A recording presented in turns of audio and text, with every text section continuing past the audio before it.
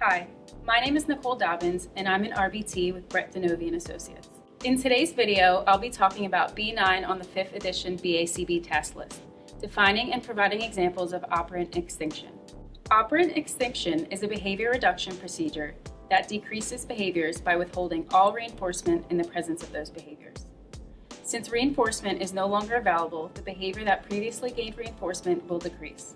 Note that extinction doesn't prevent the target behavior from occurring, but terminates relations between the response and reinforcer. So when a reinforcing consequence is withheld, it's considered extinction.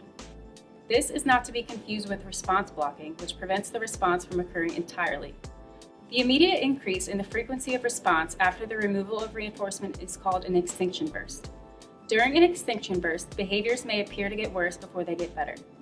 According to Fisher et al., extinction bursts are temporary because the relative value of the problem behavior decreases as time in extinction increases and its history of reinforcement moves further into the past.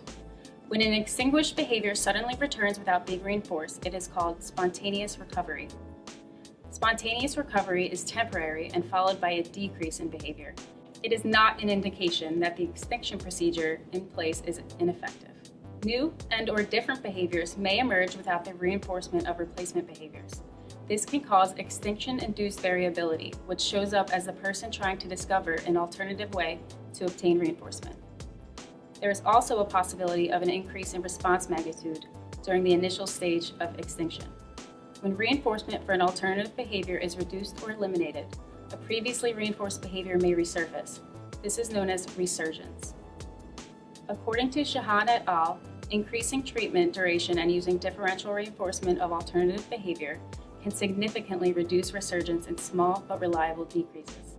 Imagine a child who has learned to ask for a toy instead of grabbing it without permission. The child's grabbing behavior was previously reinforced by getting the toy, but their asking behavior has since been reinforced instead. If the reinforcement for asking, such as praise or attention, suddenly decreased or stopped, the child grabbing for the toy may resurge because the behavior worked for them in the past. A continuous schedule of reinforcement extinguishes a behavior more rapidly than an intermittent schedule. The thinner the schedule of reinforcement, the greater the resistance to extinction. When a reinforcement is put on a continuous schedule, the motivating operation is satisfied and the evocative effect is reduced or eliminated. The higher the motivation to carry out a behavior, the greater the resistance to extinction. Finally, how long a behavior has been occurring for, as well as the magnitude and quality of a specific reinforcer, likely affects the amount of resistance to extinction. Effective extinction procedures withhold reinforcers that maintain the problem behavior. Note that behaviors are often maintained by multiple reinforcers.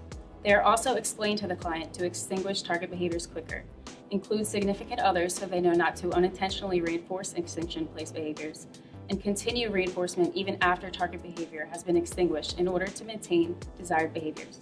Extinction should always be paired with functionally equivalent behaviors to replace the behavior put on extinction. It is also important to identify the function of a target behavior before attempting to decrease it. Planned ignoring does not work for decreasing a behavior when the function isn't attention-seeking. Thank you for watching. Please like and subscribe to help keep disseminating the science.